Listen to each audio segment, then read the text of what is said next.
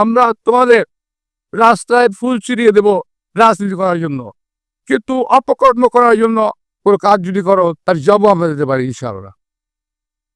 বলে আমরা কি একটা যোদ্ধা বলে, ওরা যোদ্ধা, একটা যোদ্ধা ওরা, আমরা মুক্তিযোদ্ধা, ওরা আর একটা যোদ্ধা।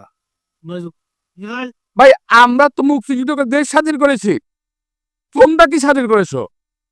তোমরা একটা অপশক্তিকে বোধহয় দেশ থেকে বিতাড়িত করেছো, ঠিক আছে, এগ্রি করি, আমি স্বীকার করি।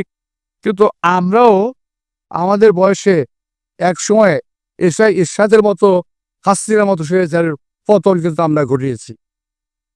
আমরা বলি নাই এই জন্য আমাকে মন্ত্রী বানাতে হবে, আর তুমি একটা পতন ঘটাই কয় যে আমার মন্ত্রী বানাতে হবে।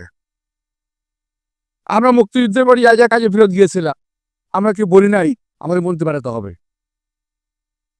আমরা যার কাজে ফিরে চলে গেছি, আমরা কলেজে পড়তাম, ইউনিভার্সিটি পড়তাম, সে পড়াশোনা করতে চলে গেছি। তোমাদের মতো লোভ করি নাই। তোমরা আজকে লোভ করতেছো, এই লোভটা আমরা করি নাই। সুতরাং এত পাগল হওয়ার কি আছে ভাই? বয়স্ক, রাজনীতি শিখো, দেশের রাজনীতি করো, দেশের উন্নতি করো, আমরা কামনা করি। আমরা তোমাদের রাস্তায় ফুল ছিটিয়ে দেব রাজনীতি করার জন্য, কিন্তু অপকর্ম করার জন্য কোনো কাজ যদি করো তার জবাব আমরা দিতে পারি ইনশাআল্লাহ।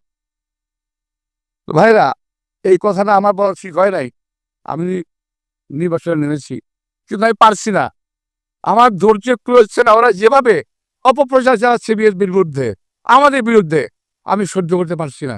আমি আমার কিছুটা বৈক্য কাজ সামিল করে গেলাম, আর বলবো না, আর বলবো না। আজকেই শেষ, আজকেই প্রথম, আজকেই শেষ। তোরা যা খুশি তাই কগিয়া, আমি কোনো কথা কমু না।